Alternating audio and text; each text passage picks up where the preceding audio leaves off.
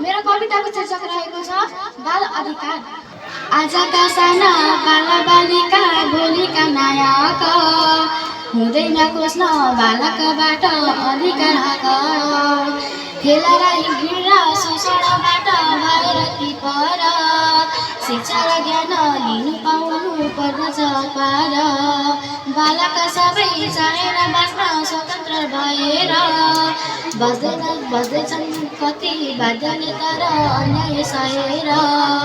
माझो र भाँडा घोटालाको जीवन जुगाउँदै म जस्तै साना ती बालकका हक र नयाँ खै।